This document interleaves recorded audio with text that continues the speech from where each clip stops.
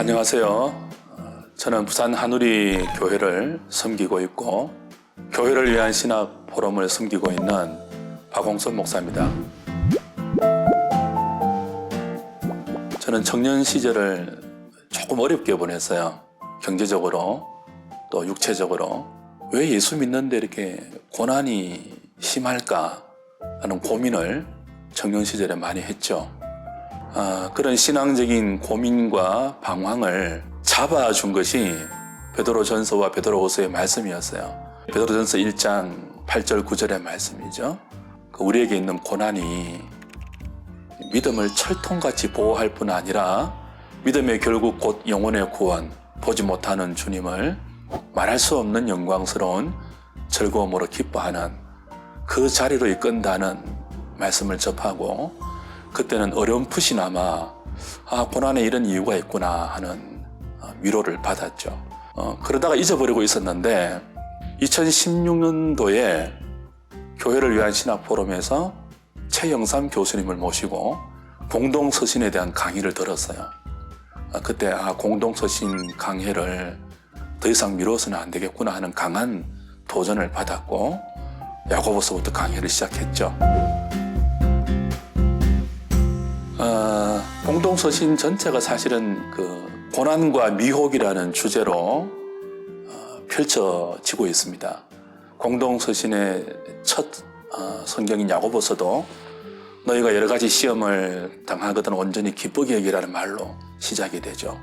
베드로전서도 그래요. 고난 중에 있는 교회를 붙들어주기 위한 위로와 권면의 말씀이죠.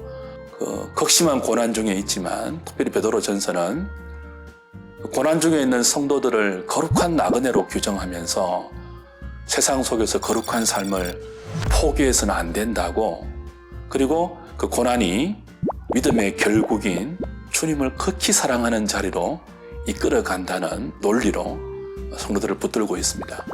반면에 베드로후서는 고난만이 아니고 그 고난의 미혹까지 겹치는 교회 현실을 다루고 있죠. 그래서 미혹에 흔들리고 있는 교회를 붙드는 동시에 경고하고 권면하는 그런 편지라고 볼 수 있겠습니다. 제 설교는 대지 설교가 아니에요. 본문을 최대한 논리적으로 본문의 흐름대로 설명해 나가려는 그런 설교인데요. 그래서 최대한 논지가 사방으로 퍼져가지 않도록 좀 주의를 하는 편입니다. 그리고 원고를 다 쓰고 나서 최대한 간략하게 해야 하겠다는 좀 마음을 쓰고 있고요. 아무래도 베드로전서는 좀 고난의 의미를 많이 설명하니까요. 사실 성경이 고난의 의미를 우리의 기대보다 훨씬 더 적극적으로 설명하고 있거든요. 욥기도 그렇고 시편도 그렇고. 베드로전서는 훨씬 적극적이라고 생각해요. 고난이 소극적으로 우리가 신앙생활을 잘못한다든지 혹은 충성이나 헌신이 약해서 오는 그런 개념이 아니고, 하나님께서 성도의 고난을 적극적으로 사용하셔서 우리를 하나님이 원하시는 지점까지 인도해 가시는 수단으로 설명하거든요. 근데 한국 교회는 이 고난의 적극적인 의미를 잘 설명하지 않은 면이 많았죠. 고난은 성도의 선택 과목이 아니고 필수 과목인데 필수 과목에 대한 설명과 또 이해가 부족하다고 생각해요. 그래서 많은 성도들이 신앙생활 하다가 고난을 당하면 당황해하죠. 왜 이럴까? 내가 뭘 잘못 믿어서 그런가? 죄가 있는가? 그 정도의 이해가 많잖아요. 그래서 그런 분들이 부족하지만 이 책을 통해서 훨씬 더 고난에는 하나님의 적극적인 의미가 있고, 그 고난이 우리가 평소에 상상하지도 못했던 그 흠이 없고 거룩한 자리, 그리고 보지 못하는 주님을 말할 수 없는 영광스러운 즐거움으로 기뻐하는 자리로 우리를 이끌어가는 하나님의 지혜다라는 점에 조금이라도 이렇게 도움이 되었으면 좋겠다 하는 기대가 있습니다.